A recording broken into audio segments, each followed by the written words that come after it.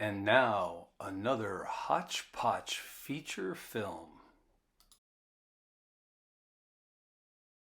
We'll now have some of the readings by the writers, which I'm really looking forward to. And first up is Heather, who will read an excerpt from her story, Rhapsody in A, which is a really great story. Take it away, Heather.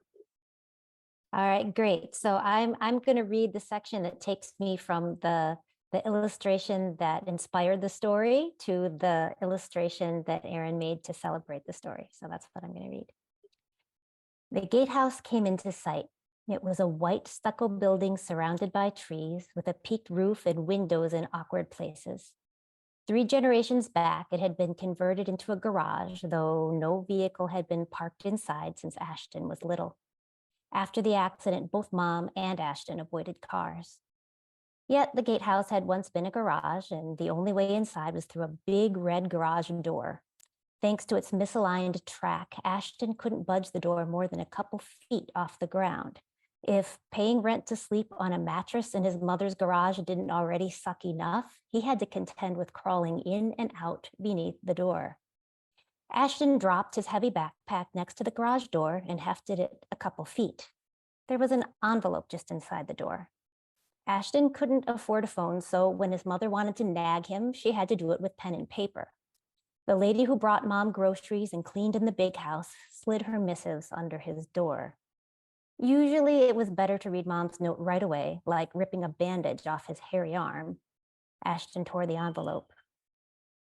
Dean Thompson from the conservatory called again. I didn't tell her you sold the flute or that you haven't played in a year. She's still willing to readmit you, but time is running out. You'll need to call her by 2 p.m. tomorrow or your scholarship is void. That was all Mom wrote. No dear Ashton, no love, Mom.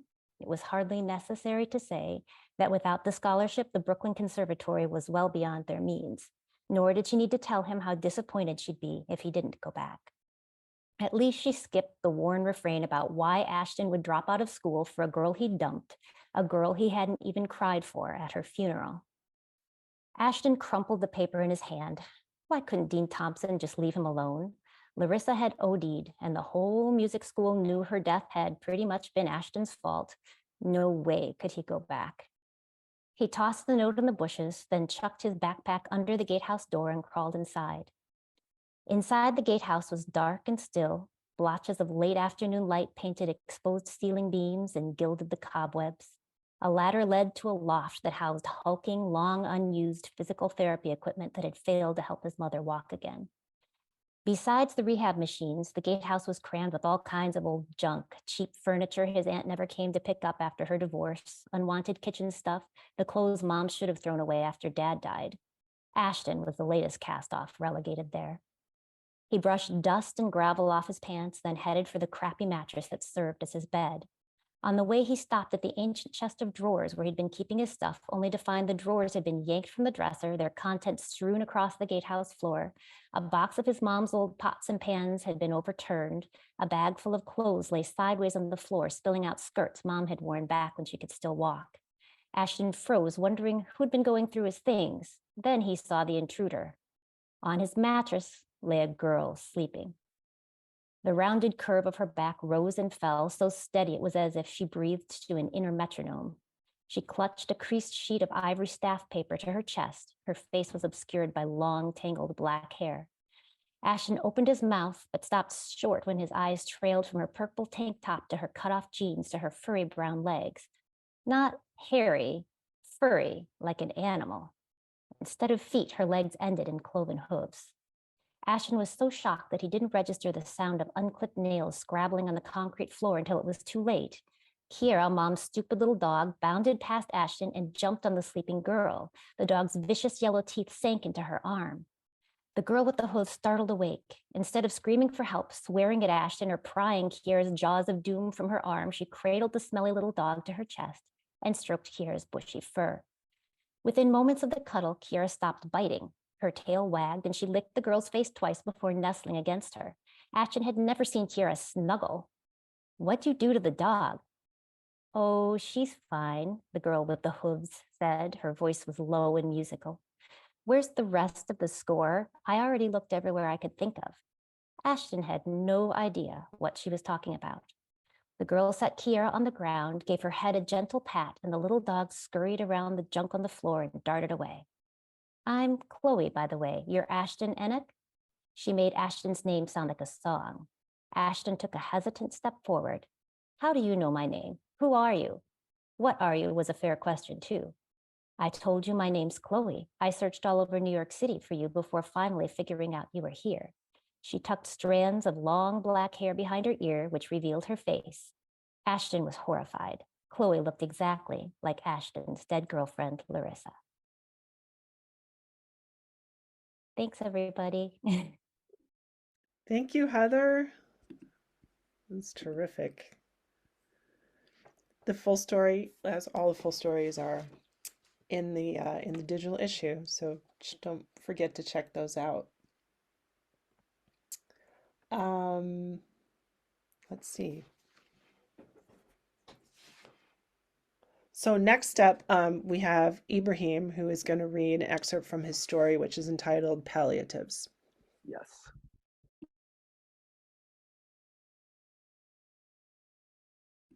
You got to unmute yourself. Hello again, everyone.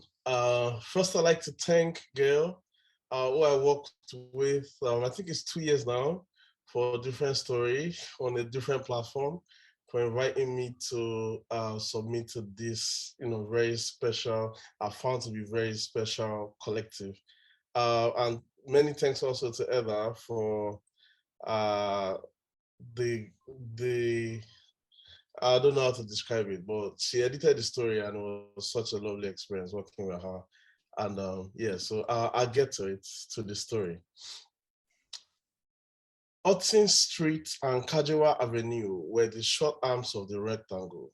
Not much happened there, so Tochi and I talked about our lives. He said one afternoon, my mama, is she that put me here in Wahala like this? Anytime our man friends come here, it's outside I sleep till morning, before our house, just because our house just one room. After, she begged me and give me biscuits, but I sleep again in outside the next day and the next day after. Inside cold, inside mosquito, inside everything. Wow, is that why you're alone? Did you run away? He shook his head. I don't run away, but she go away to heaven. She and one man friend fight in night. He stab her bottle and run away. What? Yes, bros. Neighbors carry her go hospital, but she have go heaven before she get there. Nobody catch the man till today. He sat there with his face to the sky, betraying no emotions, almost as though he imagined she would return. I felt deeply sorry for him and was obliged to tell him my own tale of woes. Me, I was doing very well in school, but I lived in Odi then with my parents. One day, soldiers entered our town and killed everybody except children and old people. Soldiers? He wore a surprise on his face. Yes, Tochi, I know it doesn't make sense, but that's the shock we got to. Soldiers killing their own citizens. Anyway, my uncle came from Lagos and brought me back with him, only to sell me to a rich family in Lekki. The suffering was too much. I had to run away after many years when I couldn't take it anymore. On the streets, I jumped from one menial job to the other. Survival is a must. That's how you saw me at that building site in March. He listened with keen interest. There was at least 15 years between us, but having these talks made it feel as though we were one in age. On Benson Road, I went from bank to restaurant, from travel agency to law firm, asking for a job, any job. The responses were always one of three. We're not hiring, check back later, or stone-deaf silence. The responses on Olowe Way were usually more encouraging, as it was filled with less formal businesses.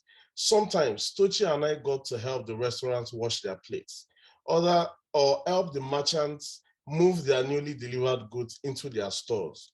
On most days, we made enough to buy at least one meal, sometimes even two. On other days, however, especially Sundays, we found no work and often resorted to begging.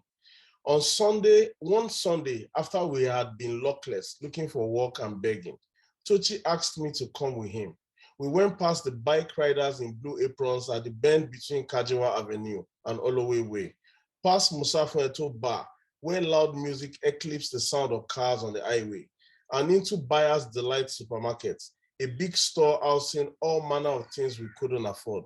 By a corner shelf, Tochi unbuttoned the shirt to reveal a pronounced rib cage, only shielded by a thin layer of flesh.